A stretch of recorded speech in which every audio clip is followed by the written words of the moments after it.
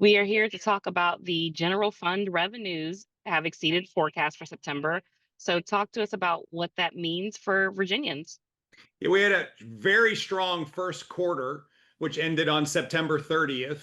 We're 5% above last year's numbers and $560 million ahead of plan. And it's underpinned by strong job growth. And that strong job growth is translating into strong revenues for the Commonwealth. That brings our total cushion as we head into our budget discussions at the end of the year to $2.2 billion. And that will allow us to meet the needs of the Commonwealth, but also hopefully to provide some tax relief, much needed tax relief to Virginians. The net of it is that Virginia's in as strong a financial position as she's ever been. It's driven by the huge investment from businesses across the Commonwealth, $140 billion of committed investment over the course of the last 4 years, and big time job growth. And at a time when I know there's a lot of concerns about jobs, Virginia has lots of jobs, and that's the underpinning our great economic opportunity going forward.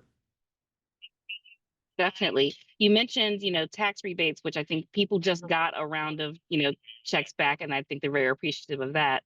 What are some other ways that these, high revenues really benefit the everyday Virginian? Well, first and foremost, we have had $10 billion of surplus revenue during our administration, and we provided $9 billion of tax relief. And of course, the most recent round of that is $400 going out to those who filed jointly, or $200 to those who filed individually. And those are all going out now. And I'm really pleased that it's landing at a time where I'm hearing from so many Virginians that they could use the financial help. And again, the surplus revenues have allowed us to have record investment in schools and record investment in law enforcement, and to make sure that we're able to invest in economic development. And so we have seen a real priority in the most important things around the Commonwealth, and yet we've been able to have substantial tax relief. And that's why Virginia is soaring to such great heights. I do believe that Winsome Earl-Sears will continue to guide us on this strong economic future. She understands how to create jobs and bring investment. And I'm worried because I don't think Abigail Spanberger knows how to do this. And she wants to force unions on everyone and will undercut our economic growth and drive up electricity bills. The net of it is that low cost of living, low taxes, and high growth are what we've engineered. And I hope that will continue by electing Winsome Earl-Sears the next governor. In order to see that environment continue for Virginia, what are a few key policy points that you believe need to either be put in place or kept in place moving forward? Yeah, first and foremost is we must maintain our status as a right to work state.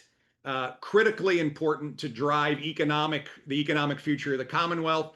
Abigail Spanberger has said that she does not want right to work. She sponsored the PRO Act in Congress to get rid of right to work across the whole country.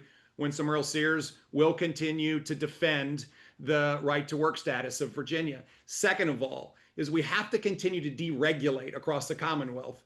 We've deregulated over 25% of the regulatory framework that has allowed business to move faster and more jobs to be created. And again, Winsome Earl-Sears will continue this. And finally, we have to keep power prices down.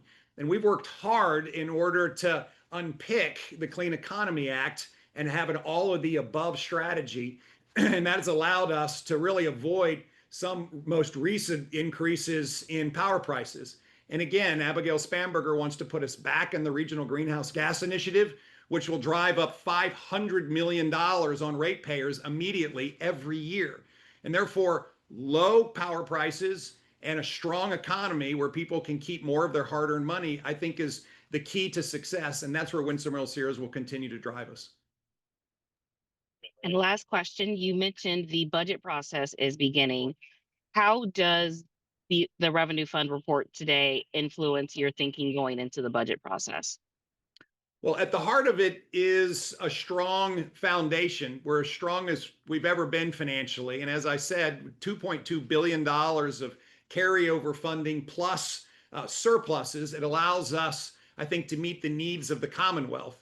One of the big priorities, of course, is to make sure that we're going to fully fund Medicaid and we're going to take care of some of our other required spending. I expect that we'll have over $1 billion more of Medicaid funding in this next biennium. And at a time when many of the left liberal Democrats are trying to scare Virginians that we're going to reduce the Medicaid investment, we're going to increase it in Virginia.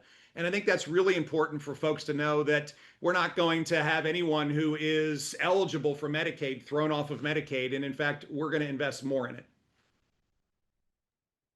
All right, Governor Youngkin, any last message for the people on this revenue report?